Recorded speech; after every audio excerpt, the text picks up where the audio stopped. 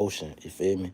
Like I do believe, and I'm a firm believer that celebrities of all, not all genres, but this particularly the hip hop genre, are aware of me. And one thing about it, I learned from the academics Talil situation, is a person to see and know you, and you got to meet them at the top. And my only thing is this, and there's no knock to act, because I watch him. He's one of my favorite streamers, probably my favorite streamer, and then Poetic Flacco. But my point that I'm making is he did something very green, dog. Super green, super like, super green, dog. You almost got to give him a pass and say, call it, he's Jamaican. He don't know no better. Because, like, most niggas get punched in their shit about shit like that, which is, um, he was watching a nigga Ty Lil, which was a up and coming streamer, stealing the nigga fucking material and content. It's just like when comedians see some shit and then they say, you know, I'm gonna go use it on a broad stage, and they make it like it's their own. And then like you hear a couple comedians excuse that. A person that's prideful in their craft would never try to take credit of another person's craft. Like you got like, let's just look at law for example real quick. Lawyers don't like coming behind lawyers on any, well, I ain't gonna say anything, but civilly, a lawyer would never want to come behind another lawyer, because the first thing they'll say is, I don't know what mistakes that previous lawyer made, and I can't clean that up because it might be irreparable damage that's been done, and I can't come clean that up. That's why they want to know, have you had an attorney before? Same thing. Nobody wants to come clean up another person's mess because they take pride in their own work. I could use that analogy when it comes to contractors. I don't want to come behind this other contractor who might have caused structural damage. If the building fucking fall, then you blaming me or look bad on me, anything like that. So I say that to say a prideful person, and I ain't gonna linger over the subject too much. I'm just simply saying that I believe a person see you from up high, and then they acknowledge the shit. They might like it, you know, because they like it, they admire it, but they don't want to give you that. They don't want to what they call it. I don't want to say serenade, but they don't want to elevate you to that their platform because you're a competition. It's almost like a person in job training where I ain't never been this type of person, but I've trained replacements for me at jobs about 2 or 3 times where I know that I'm on the way out, whether it be, it wasn't because of my ability, like lack of ability. I just was frustrated, and management might have been frustrated with me. They hire a new person, but guess what? The management do. They want me to train them. So I know I wasn't a bad person, because if I didn't know what I was doing, you wouldn't want me to train a person. But and they also know that I'm selfless. Like I never been the type of person that, oh, he might be my replacement, I ain't finna help him. Shit, if you could be better than me or do something great for the company, do your thing, because I got my own line of vision of what I want to do in life. I say that to say, in this streaming world, not only in the streaming world, but in the entertainment world, musicians included, you look at Facebook. I love watching Facebook streams because you see so much talent better than what's on the radio. And people, I get tired of people saying R&B dead, hip hop dead. It's dead because it's monopolized to fucking present the people they want to present, not the talent. It's not dead at all. Don't think any genre of music, when you got street performers out there fucking drumming, playing the guitar, singing, rapping, all at one fucking time, one man band. So don't never think that the talent isn't out there. It's the people that get accepted in order to monopolize something, you have to have a control on it. And in order to have a control on it, you got to say, this is what's hot. It ain't hot. The streets ain't feeling it. But if you play it enough, like George Bush say, you tell a lie enough, people will believe it. I say all that to say, I believe I'm on the brink of breaking through this algorithm on the streaming shit, and I feel real good about that. So I got to put more time into doing this. That's ultimately, I know I drug it out for 4 minutes and 30 seconds to say all that, but that's the genesis of how I start this conversation for anybody that just coming in, which is I believe I'm on the brink of, if I keep pushing, keep speaking on what I speak on, you feel me? I done seen a couple people try to change their content. I ain't gonna say no names, but they done been getting off that hip hop shit and getting on a more general shit. I wave setting like me. That's what it's always been about with me. I believe that is the real hip hop. The real hip hop is politics. The real hip hop is poetry. The real hip hop is civic duties and what's going on within the neighborhood. It's more than just music and dancing. But a lot of people don't know that. Anyway, what's up? What we talking about today? Let's see. I got this internet up because I ain't finna be here for long today. I got like a real life, and but I did say, I want to say something real quick too. It's like an indemnification. Um, I when I first, because I've been back and forth. I've been living in Florida a lot, but I got like land in Georgia and shit. This my whole point. When I first wanted to come to Georgia, it was just so I can get away from having to bust my ass to live in South Florida because it's expensive. And I wanted to take that time out to just stream, stream, stream, stream. That was my whole focus. I said, when I get my crib, bitch, I'm finna just scream, scream all day. And then I find myself doing projects around, like owning the home. I was talking about this with my mother yesterday. I was like, imagine getting a raggedy car and trying to fix that shit up. I ain't saying I got a raggedy crew. I'm simply saying that fixing the house up ain't fixing the car up. Fixing the house up is thousands at a time, not no hundreds of dollars. It's thousands.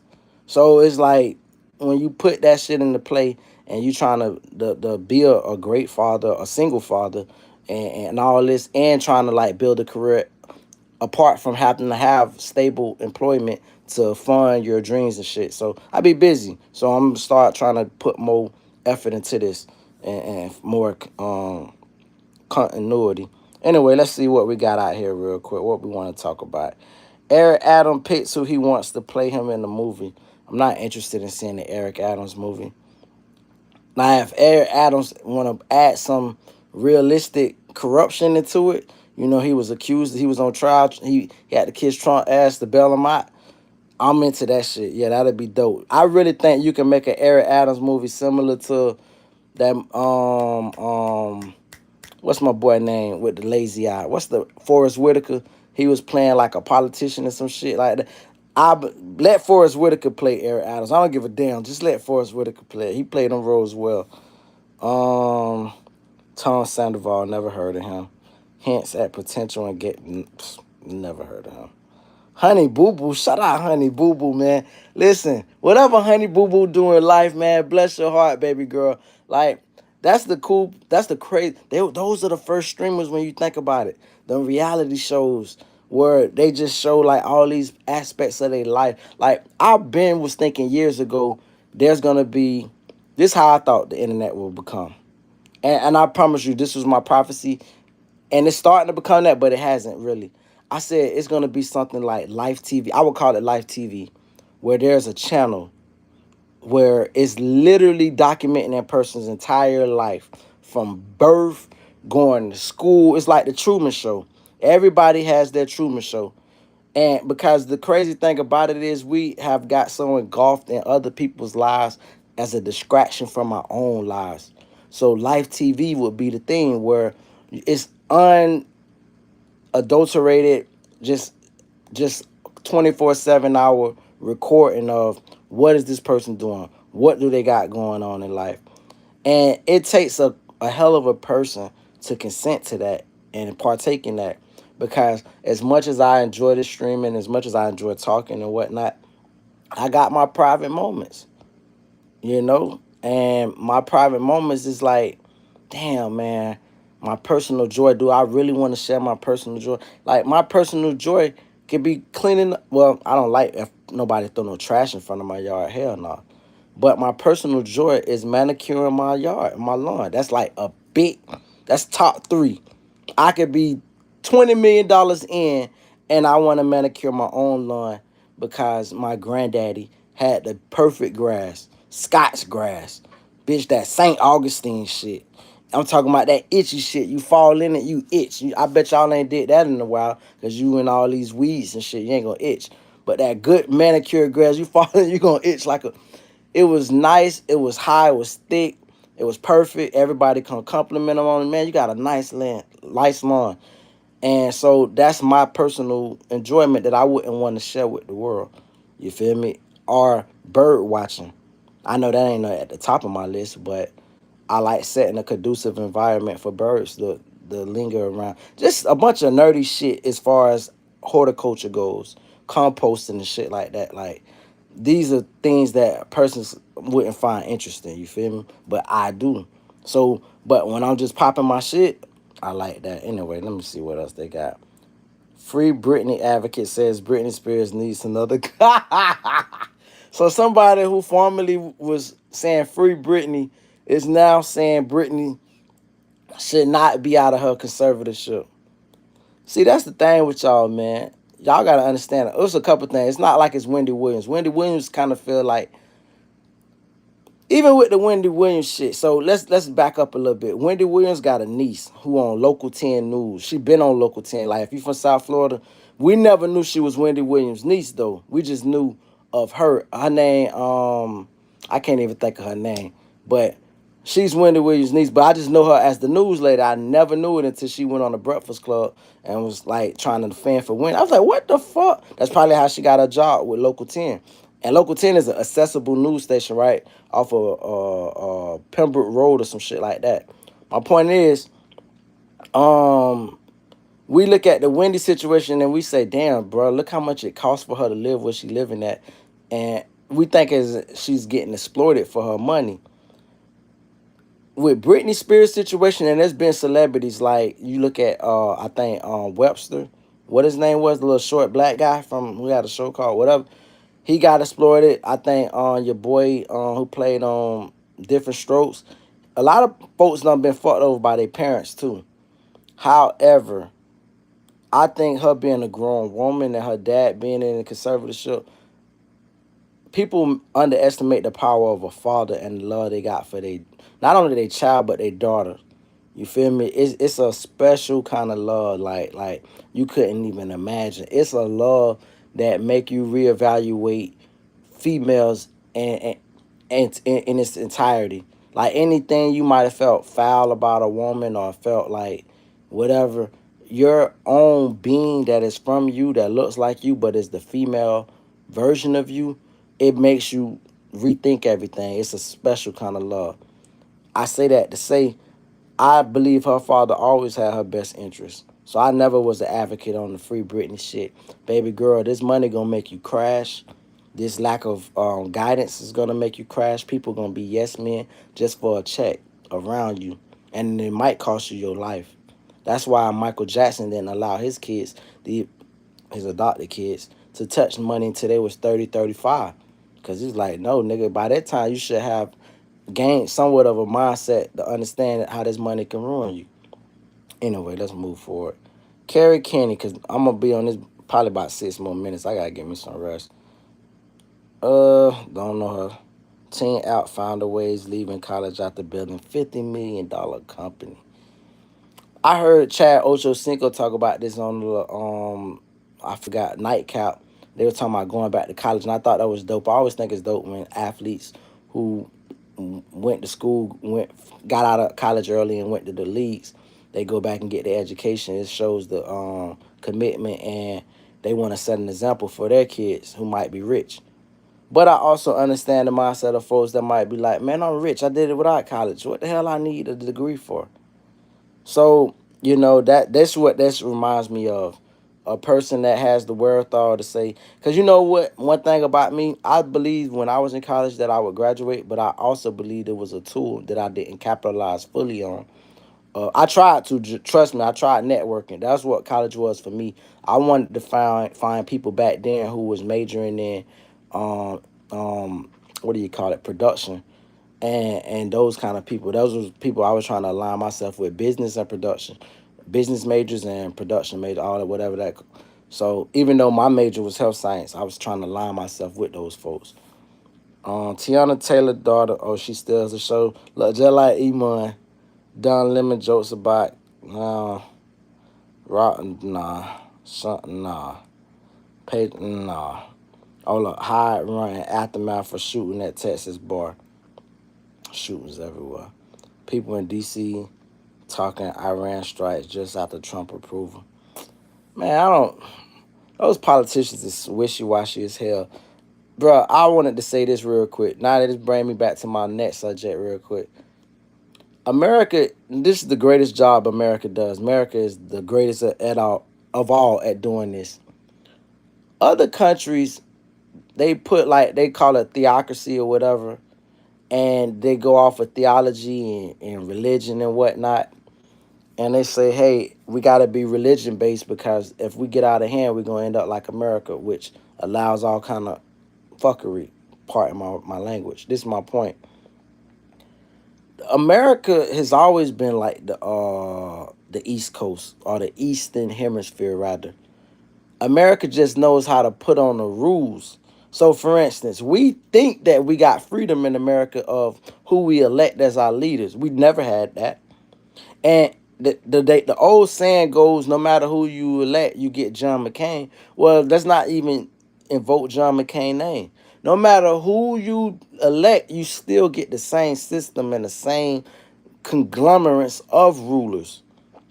So I think that the East Eastern Hemisphere can take out of the American playbook and create a more docile society without all the chaos. Now, obviously, America jumps in and jumps in people's politics and business and start chaos. But I'm saying if you don't have American interference, you should take a playbook from America and have free elections and set up a shadow government that no matter who is out there popping their shit, you still getting everything that you want to do accomplished. Oh yeah, the one person who I guess that one administrator that can dictate my fate on YouTube that can break me through, he was like, "Nah, nigga, you ain't finna talk this shit and get where you want to be." But it's a hell of a system. I never looked at it like that. Like we've been out here voting, thinking, man, I'ma sway this shit, man. I'm first of all, I never been of the mindset that my single vote is gonna dictate or determine anything. I never been of that mindset. I just always believed that our ancestors, being black, took an ass whooping for me to be able to vote and partake. And I see how much money is supposed to get spent. So I was under the impression that, hey, maybe this election shit is real. These people pumping millions of dollars. But that's all the rules. Because no matter what happens, they pump millions of dollars to both sides. So even if let's just say the election shit is real and they got like, they can really make moves and maneuver without a puppet behind them or a shadow government, even still the money dictates everything. So if I put 50 million on this side, 50 million on this side, I'm not losing because whoever wins is going to get me that other 50 million that I lost back plus some. So who is really losing? Once I get the whoever, and see, the only thing is I had to participate. You know how they say scared money don't make money? If that side, if I only bet on one side and the other side get in, then they're not gonna do shit for me. Because they gonna say you bet on the other side. But if I bet on both sides, I'm not only gonna win and they're gonna do something for me, but it's gonna be an investment to make more than what I put in. Oh man, it's a hell of a system. I simply say that to say we in an interesting time where Americans are starting to wake up. But what can you do? Because I saw a video last night showing that in Yahoo. And let me tell you something. I never seen confidence until I seen the look on his face when this lady called herself interrogating him. Or calling him or chin checking him, whatever you want to call it. And he sat there like this. I never seen a look of unbothered. Like, I ain't never imagine a person chin checking you on live TV in front of millions, and you supposed to be being exposed for being a war criminal, and you wanted by the certain courts, international courts, and he's like, "Bitch, are you done? You can't stop this shit." Which leads to the other thing that nobody never talks about. Netanyahu is the face. I need you niggas to understand. He's the face. If you thought that the actual world leaders would show their face, you're out of your fucking mind. You out of your... That's if Iran needs to learn anything from Netanyahu, you put a puppet master in the office and you run shit without your face being seen. You can't put your face out there to get your face blowed off. You see, they eliminated the Supreme Ayatollah. What if the Supreme Ayatollah never showed his face and he just used the rules? He could still run shit from behind the scenes.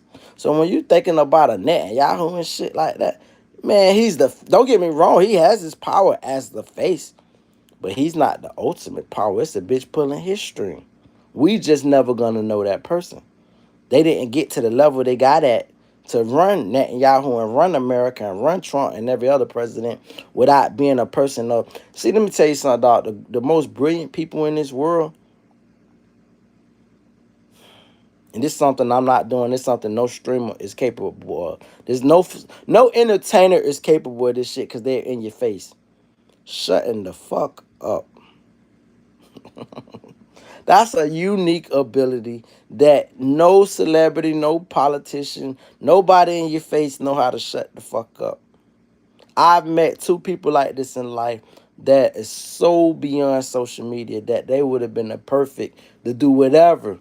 No footprints, no digital footprints, not online, not into taking pictures, not into none of that shit. Even the Mexican dude just got caught up over some pussy and fucking hoes. Couldn't just get one bitch and keep the bitch all year and vet these hoes. No, you want to fuck all. Everybody got this lapse of wanting to be a part of life. But when you know how to disconnect, oh boy, man, you could really run the world then. That's why they call it go off the grid. I don't know how to be off the grid. I know how to be kind of isolated and stick to myself. But I'm on this bitch talking to y'all. So am I really isolated? I'm physically isolated, but I'm not. Matter of fact, it's time for me to get ready to lay it down. But I'm going to be dropping more videos like this shit. I want to drop more shit, but I try to do it tonight. I might try to. Lauren London reflects on Nipsey Hussle's legacy during LA Street dedication. Not interested in talking about that. I ain't got nothing to say about that. Shout out Nunu though. That's a famous character we never gonna forget. Lewis Hamilton looked like he was getting his dick sucked in the middle of nowhere. They were just on some freaky shit. He was like, bitch, what all the freaky shit you did with Kanye? Because Kanye got a song with Lil Pump, and he was like, I love all the whatever shit. He like hearing that shit so he could get thoughts before he fuck a bitch. Lewis Hamilton probably listened to Kim run down the freaky shit Kanye did. He said, bitch, you ain't never sucked dick in the middle of the day next to the hills and the mountains. Bitch, they pulled over and he went and got busy. Anyway, yeah, it's over with. Love, take care. Catch y'all.